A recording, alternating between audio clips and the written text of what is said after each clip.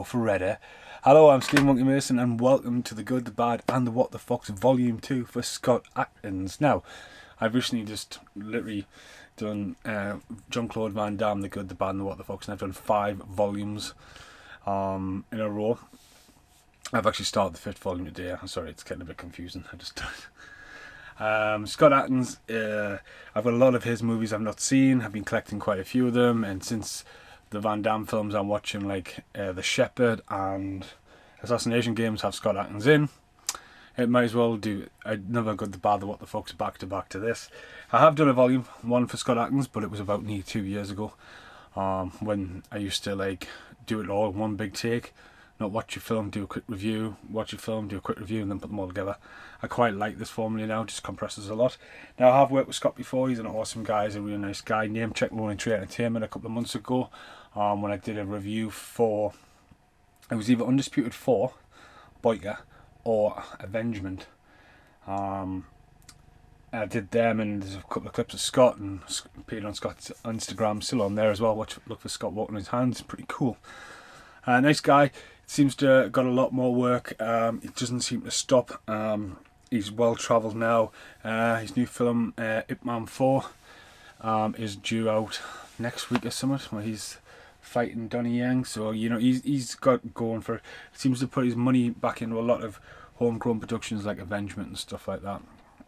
But then doesn't have a problem of going across the other side of China or Thailand and doing a film called No Surrender. I think it's that in the background when he's hardly in it. But yeah, so this is Good, The Bad and The What The Fox. So the first movie is Expendables 2. It was fucking fantastic to see Scott Adkins in this. It's a shame that he didn't get his name checked along with the Hollywood legends, because you know what I mean, he's the next generation. He's brilliant to be the Van Damme's henchman. As I say, Van Damme could have just fucking squished him, you know, but Van Damme seems to like respect for him, because Scott Adkins is inspired by Van Damme, you know, the flips and the kicks and stuff like that. And Adkins has went on to work in Universal Soldier, The Shepherd, Assassination Games and Expendables 2, and I think this film's class.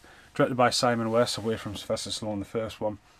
The movie hits home, has a lot of laughs, seems to work around a lot of people's schedules. Jet Li's in it and Jet Li's not. Chuck Norris randomly turns up. Absolutely gold with Schwarzenegger, Stallone and Willis at the same time. It's brilliant. It's a shame Willis spat his dummy for the third one, so we're told. But again, away from Expendables 1, it's what we needed. Eric Roberts in the first one, yes, he was the bad guy and the specialist or whatever. He wasn't accountable baddie. Steve Austin being the henchman, brilliant. But I think that's one of the things Expendables 1 lacked. And coming in Expendables 2, when you've got Jean-Claude Van Damme, you know, it's a big name to come out the second one, along with Scott Adkins as his henchman. It's just class. Just the same, he didn't get name checked. Hemsworth did, you know what I mean? But no, Adkins in it, gets good flips and kicks, pulls on his foreign accent in it. As I say, he has a great fight with Statham. There's a few good scenes with Van Damme and that, so it's going to be good. I'm going to try and mainly watch films I haven't seen of Scott Adkins this time. I was clearing some stuff out and I've got Close Range, and I bought that brand new on the day and I've never watched it. The Eliminators, bought it brand new and it just been in the room. But it's been in that room for fuck, God knows how long. The Eliminators have just, when Eliminators first came out, Jesus. So yeah, I've got some watching to do. But as I say, I've done like 41 Van Damme films. So there needs to be another Good, The Bad, and I might as well do Scott Adkins straight away. So yeah, welcome to the fucking madness of Good, The Bad and The What The Fox. Okay, Universal Soldier Day Reckoning. Now, Universal Soldier is one of the most confusing fucking stories. Check out The Good, The Bad and The What The Fox, because I watched all 4 with Van Damme back to back, and Scott Adkins appears in the last one. Same director as number 3, and number 3 is violent as fuck. Brutal, but Dolph Lundgren's back from the dead. Van Damme's forgotten everything what happened in the second movie. It's just weird. And then this one comes along and Van Damme's the bad guy, shaving his head, painted half white, half black. Lundgren's running around again. And to throw it all in the mix, we've got Scott Adkins running around. Now this, when it comes to fighting, is amazing. There's a fight scene in the sports room with baseball bats and all kinds of stuff. It's fucking class. It is extremely hard to watch at some bits because of the strobe lighting effect. You all like that. It's got some really cool shots at the start as well. Someone's point of view. There's 2 Scott Adkinses in this. It's almost like this role was written for Van Damme. Van Damme didn't want to commit to it. So Van Damme took the evil role. So it's fucking crazy. In the Good, the Bad, and the What the Fucks of Van Damme, I give this a what the fuck movie because it is what the fuck. It's fucking class that Scott Adkins is in it. I think Scott Adkins should have been in the new Kickboxer, but that didn't work out. But it's just, it's insane. It's absolutely insane. It's the same director as the third. The fighting scenes are good in it, right? But the story's just fucking whacked. It's just fucking weirdly whacked. Like, everyone's just going fucking nuts. But for Scott Adkins, I mean, there's 2 Scott Adkinses in it, and the fighting's really good in it, but like, it's just fucking Van Damme, man. I want to die walking around. It even name checks Van Damme. But yeah. So I watched that a couple of days, like last week I watched all 4 of them, and it was fucking awesome to see, oh fucking hell, Scott Adkins is gonna be in there. The new Universal Soldier, especially at the time he was doing the Undisputed and that, and how violent the third one was, and I just remember watching going, what the fuck is going on here? So yeah, it's absolutely batshit crazy.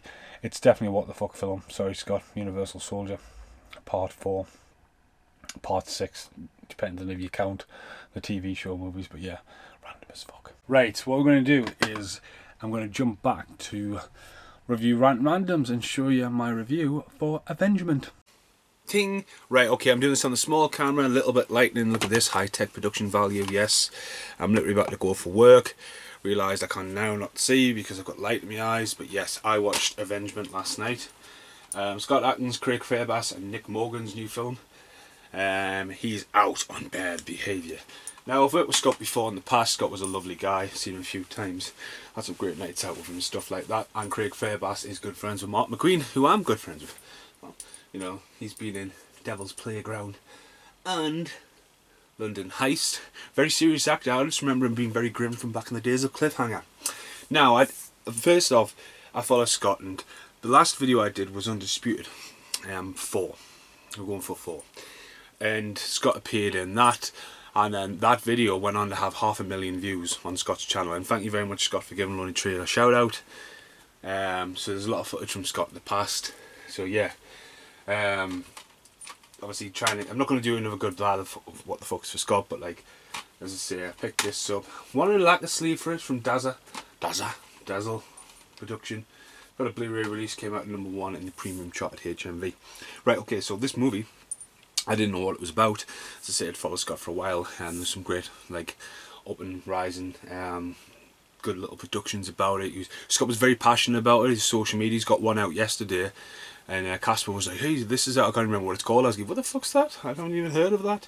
Or like when he goes off to Thailand and does one like Triple Threat, you know. And this one he was really passionate about, and his performance in this is really good because he basically embraces his local accent in it.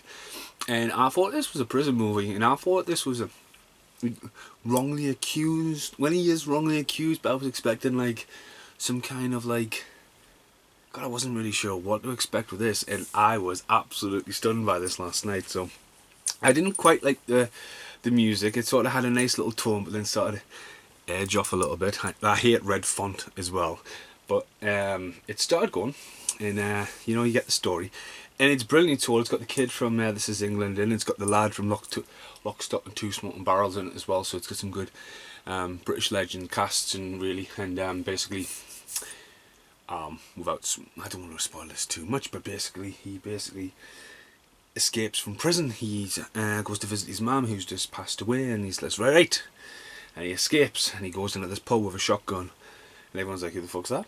You know, and he's been in prison for 7 years, and he's pretty fucked up. He's got a napalm burn, he's got a slash there, he's had his entire teeth kicked in curb stomp American X style, but he went into prison, and he was a fallen fighter. It was a bit of an accident, a bit of a mistake of how he got caught. You know, he's doing a bit of a drug thing for his brother, and he goes in there and he just fights, and everyone's after him. And it bounces between him telling the story to everyone who, obviously he's got the shotgun, and everyone's just like, I need a piss, but he's just like, piss in a bottle. He's just, it's got that real EastEnders vibe, the Queen Vic or whatever it's called. Well, you know, he's just like, come on, you cunt. And he's got these big fucking silver gnashes going down there as well. And he really, I mean, it would be hard to talk to. I have no idea how Jim Carrey talked when he did The Mask with them gnashes in it. So anyway, I know that from experience of trying to wear a denture, you know, and you got this little denture and you try and talk and that didn't work. So yeah, this film is fucking uber violent. The fighting in a prison, if anyone's likes that kind of stuff, it's brilliantly fine. It was weird because his character is a boxer, so you're not going to get your Van Damme fucking flying, Scott Adkins super injected fucking flying kicks or flying knees, but you do get a few good kicks now and again, which is pretty good. But normally it's just a fist. And everyone's in it. It's brutal. It's really well done. The sound effects are really good in the fighting. The blood, excess of blood's pretty grim and brutal. There's some bits where it really goes, ooh. I mean, there's a jar of pickles, you go, ooh.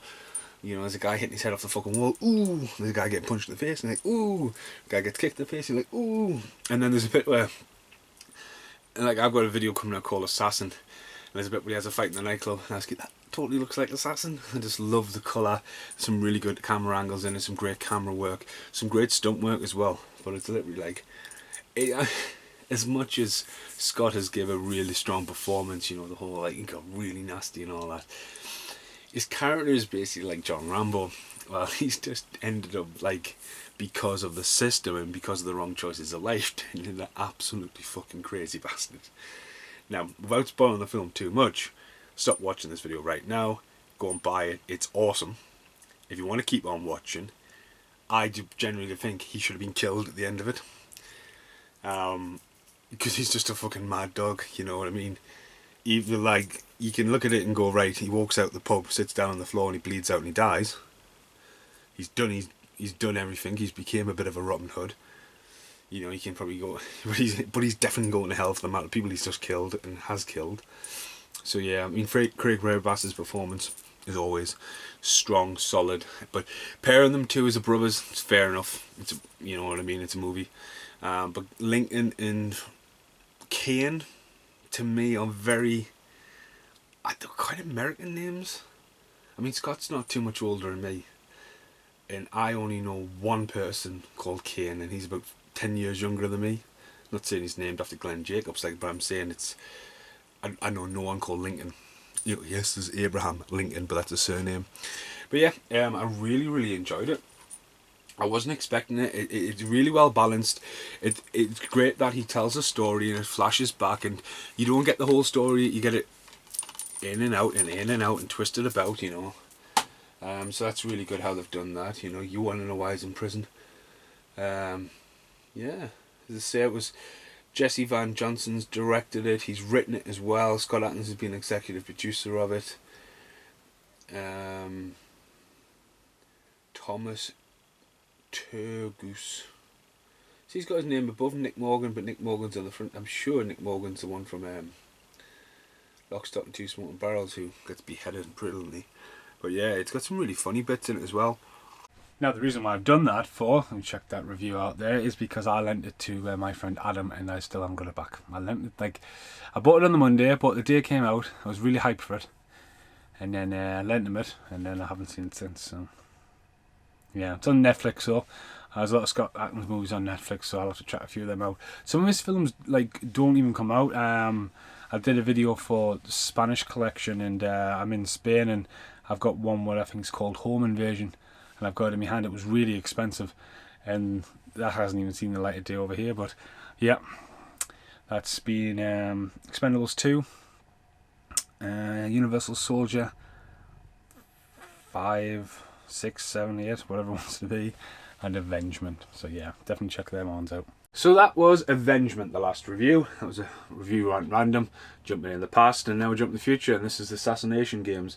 Jean-Claude Van Damme and Scott Adkins. This one was made after The Shepherd, when Van Damme first worked with Scott Adkins, and these guys look like they're going to go head to head in this movie, but they don't. They sort of team up and be like, right, take on the bad guys now. Van Damme is just generally, he's called Brazil, and he's just basically, fucking takes any job for any money. Scott Adkins, on the other hand, who was out of the Assassination Game, is basically struggling with mental tormentation, is a word for it, after his wife is brutally gang raped and fucking put in a coma. Now the guy who did all this is just about to come out of prison. Atkins is after him. Van Damme's paid to kill him. They clash. They go off. There's a mint bit with Scott Atkins in this where he runs and just drop kicks this guy. It's just like, it's such a leap and such a kick. Van Damme fighting Scott Atkins in this, pretty cool. Pretty the first time it's happened on screen. Well, actually, I'll shut up because obviously it might be not that in The Shepherd. It's been a while since I've seen The Shepherd. But it's kind of a passing of the torch for Scott Adkins. And I've just IMDb'd him there, and he's fucking working loads, Scott. He's just loads.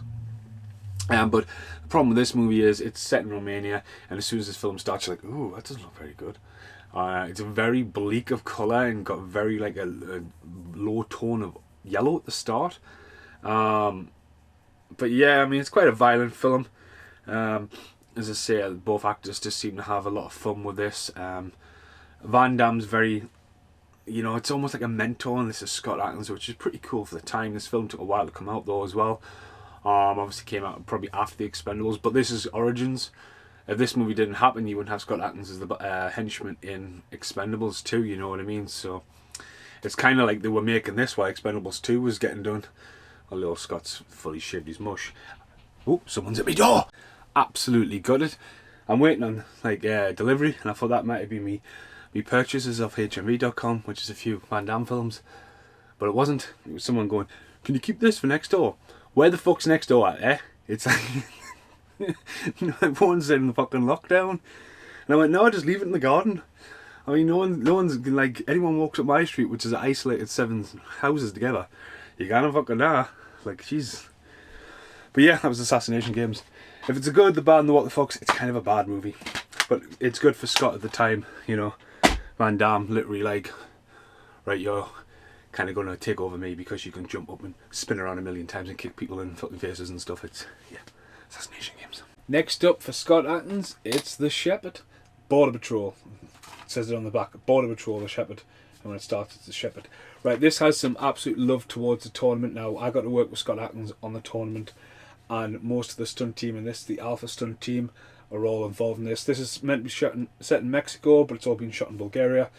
JJ Perry's in here as well as the immigrant, but he's got his proper sex pestache.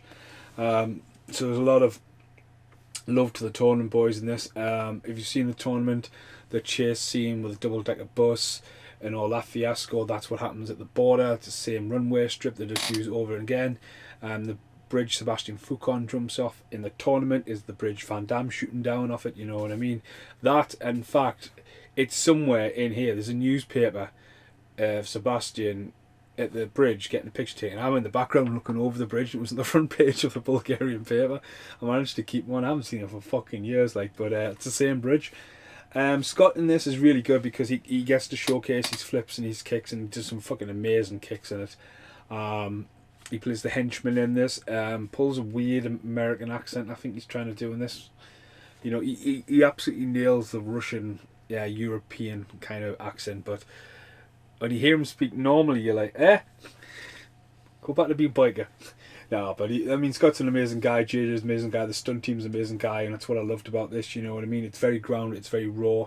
It's a great showcase for Scott Adkins, and this obviously sparked a connection between Adkins and Van Damme. Went on to Assassination Games, Universal Soldier, Expendables 2, and also Adkins became good friends with Lundgren through this as well, through Van Damme. So Adkins and Lundgren are working down the film called Castle Falls, I think it is. But I've generally just sat there and absolutely adored that film. It's one of them Fight Factories editions. It does have a bit of cheesy acting in there, but yeah, I really, really enjoyed that. So it's a good one for Scott Adkins, and it's just a great thing to see him rise. But obviously, this is like a cousin to the tournament, so we'll get to the tournament eventually, and the good, the bad, and the what the fucks. But that's fucking awesome. That Border Patrol, The Shepherd. Fucking yeah, I really, really enjoyed that. Right, come on. Okay, back to the Scott Adkins, like the Brian Kendrick, the Scott Adkins, who at the moment is just kicking footballs up in his garden, roundhouse kicking them, and it's just absolutely mental when he hits it. It's like, are you going to try and fetch that from across that mile?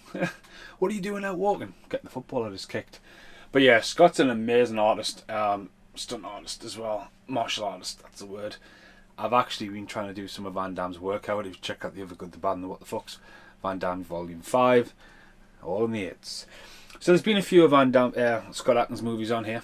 We've had Expendables 2, we'll hopefully have Universal Soldier, Avengement, and here, Triple Threat. Now, when I first seen this, I was like, oh my god. Like, and I bought it, and it's been sitting on the shelf. I had seen it and I just absolutely loved it. Now, Triple Threat is exactly what it looks like on the box.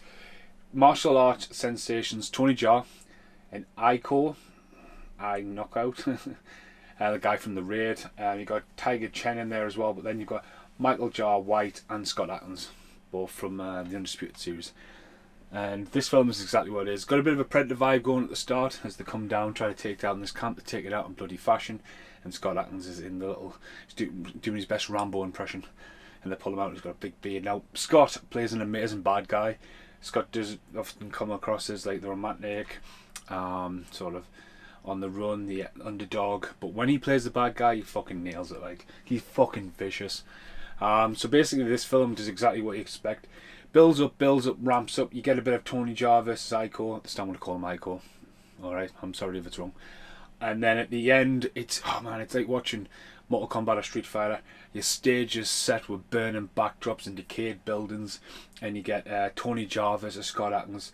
You get Aiko versus Michael Jaa White, who's an amazing martial artist as well. Then you get Scott Adkins versus Tony Jaa and Aiko.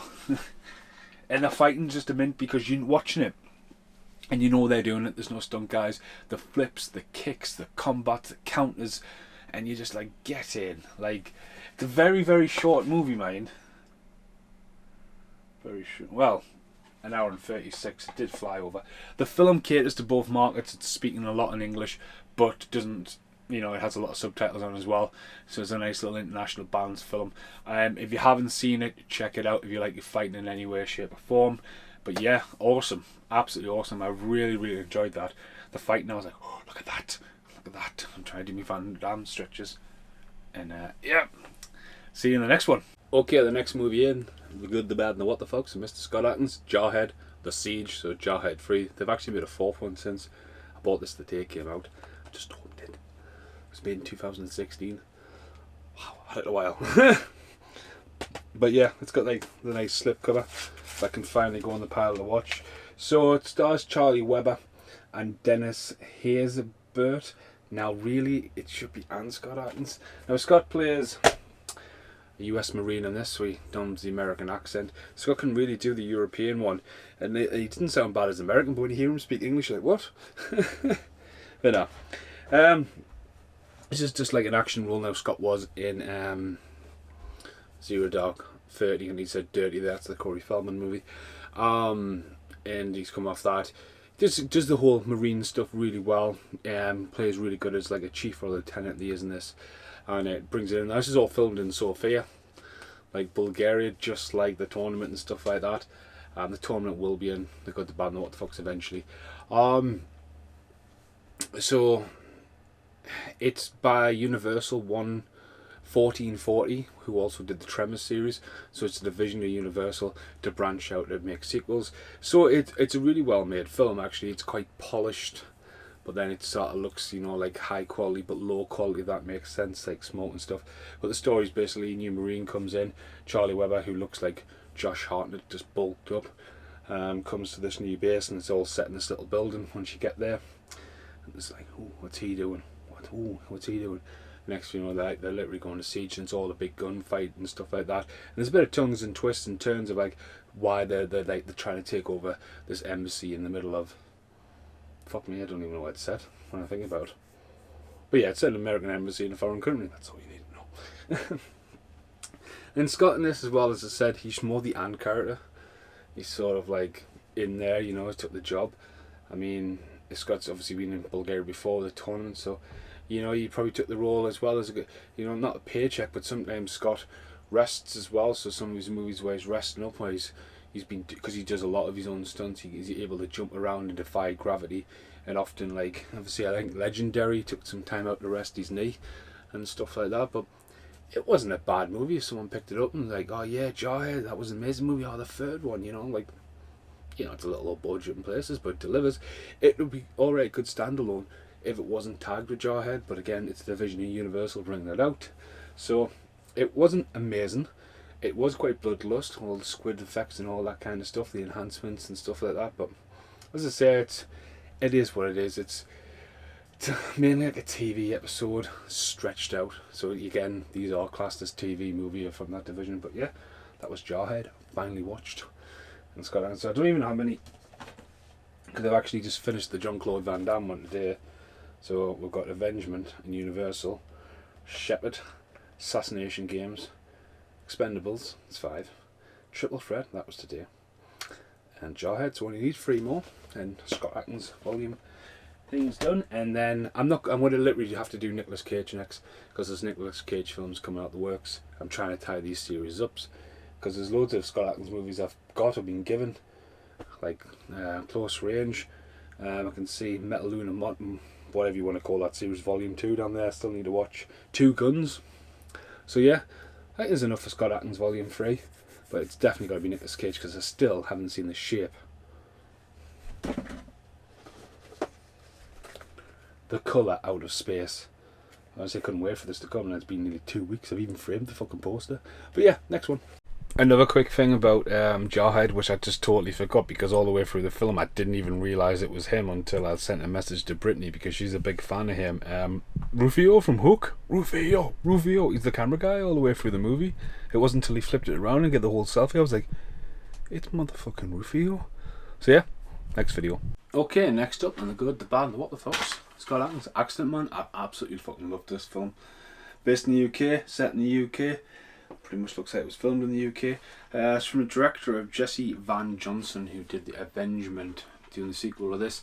Also did Triple Threat, and worked with Scott on a film called Pit Fighter, which I've bought, but it must have got in the other room. So there's definitely enough films knocking around here for Scott Atkins Volume 3. This reunites him with Michael Jar White. Ray Park's name's not on the front. I think it's quite a big addition to the cast. Duncan Casey's in it as a start. Just give a shout out to Duncan on Twitter, and he's just like, yep, that's me. Duncan walks in. It's the first thing you see. It's quite cool to see Duncan and stuff. Especially working alongside Scott Atkins. Not a flip cover. It just looks like a throwaway cover. It's very colourful on the back, and I think they should have went for it a bit more. Because it does look like a typical action movie, but there's so much colour. I'm surprised it's at 15. So basically, Scott Atkins plays Mike. It's Mike. And he basically makes assassinations look like accidents and stuff like that. But he hangs out at a place called the Oasis, run by Big Ray, who's played by Ray Stevenson, who's been the Punisher and stuff like that. Just in 4 recently as well. I've seen that. And basically, when he gets to there, it's like in Deadpool when they have like, you know, the communication friends. You've got Michael Jar White and Ray Park. They're a team. Mick and Mike. It's too many mics, I think. But anyway, there's a crazy guy with an axe. There's a woman with a katana. There's a guy who likes to create stuff. There's a poison guy. So we've all got quirky little characters. And of course, it pulls the Smoking Aces thing when a hit goes down, and Scott Adkins runs around trying to work it out because his ex-girlfriend is murdered, and it's come from the Oasis. And he sort of goes against them all, and of course Big Ray, who raised him, trained him, and showed him all the kind of things, is like essentially a father figure. He's trying to like, look, you shouldn't be doing this, trying to hold off the dogs, and it all goes down. So that's the story. It's very, very, very funny. It's written by Scott Adkins as well, along with Stu. There's a bit where he's on about midgets and naked and all that kinds of stuff, and I was like, what the fuck? So it's great to see the comic actor, the fighting it, that was class. There's a bit where he runs up and drop kicks a guy off the bike, you can get in. There's a bit where he roundhouses a grenade. There's an amazing fight scene, which is worth buying the movie for, with Michael Jar White, Ray Park versus Scott Adkins. Amazing. Absolutely amazing. There's a great fight at the end with a girl with a katana. That's really good as well. There's a lot of physical and nasty little breaks and brads. So yeah, no, really, really impressed with that film. It was absolutely fucking awesome. So now, well done for that. We are getting a sequel. It's meant to be this year. When you look at Scott, he's got a lot of random movies coming out, but this one's definitely put his heart in it. It's narrated by him as well, which obviously they quite did in Avengement as well. But yeah, really, really funny. Great action, great mindless violence. Doesn't take itself seriously at all. But no, definitely check out The Accident Man. Where do I start? Right, we're back. Scott Adkins, Volume 2. This one's called No Surrender. It's one of the newest releases. There we go. Sorry, light. I'm editing. I'll keep my mind set. And funny enough, Scott Adkins is actually in one of the videos I'm doing over there. Small world, isn't it? Okay, Scott Adkins, No Surrender. One man versus one army. It's on for 110 minutes. So I've just watched this, and it's all filmed in Egypt. It's a total what the fuck movie when you talk about the good, the bad, and the what the fucks. Because like I understand what Scott's done. He's took a paycheck, you know, but maybe he's linked with a producer or something like that. And for what Scott's in it, you know, he's good. He's just a crazy Englishman they've got in the prison cell. And it sort of borrows a bit from Assault and Prison 13. And like this guy's like holding off this other army coming in, wanting these prisoners or whatever. But it's really badly dubbed, and some of the lines in that, I mean, I've been laughing my head off. I can fly. It's just some random. The voices don't match up. There's some weird characters in there, like undertone jokes that we probably don't get over here. I mean, the scale is pretty good. I mean, don't get us wrong. It's been well made movie, but it's an hour and 32 minutes until they open the truck door in The Crazy One, as he's called. That's Scott Adkins' name in the movie, The Crazy One. Comes out, he's had a couple of lines, he's been stuck in a prison cell, start the movie, gets out, and he just fucking goes crazy, and literally jumps up and does them spin kicks. Fantastic bit where he jumps off and kicks a guy off the horse. It's like, that's fucking class. But considering how serious the rest of the movie is at this point, when he comes out, he's like a fucking wrecking ball, and he's sent in to try and get the guy who's doing the siege. And they have a pretty alright fight. As I say, it's got the medicine bad guy, but you know, he must be in the film less than 10 minutes in total. And the film's long. I mean, the scores. It's been stuck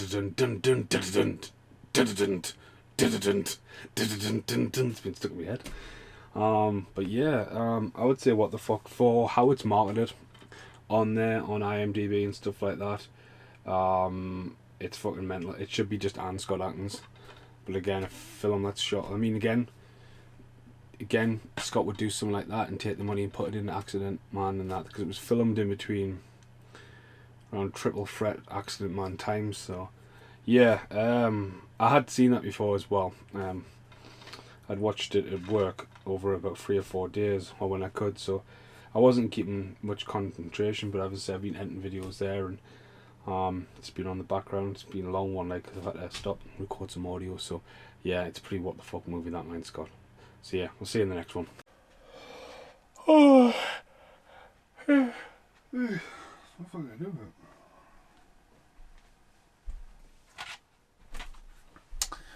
Okay, so the final one for the good, the bad, and what the fuck for Scott Adkins is The Eliminator. Bought this day of release and I've just opened it now. I've had this one a while. Shit, the bed. Does that say 2016? I see him light. I don't know what I've done with that torch. I need to buy a second torch. Yep, 2016. So I probably bought this about 2017 by the time it came out. So, 3 years. Yeah, okay. So I'm going to say I was a little bit disappointed with this. Scott Adkins front cover. Scott Adkins, Wade Barrett, also Stu Summit. Wade Barrett obviously was a wrestler in WWE. Didn't really get the push he wanted. Was injured a lot, and I think this has been made while he's been off, because when it came up WWE Studios, I was like, ooh. Now Scott Adkins plays the American, and Wade Barrett plays the English guy. It says Die Hard meets London Has Fallen. No. Sorry.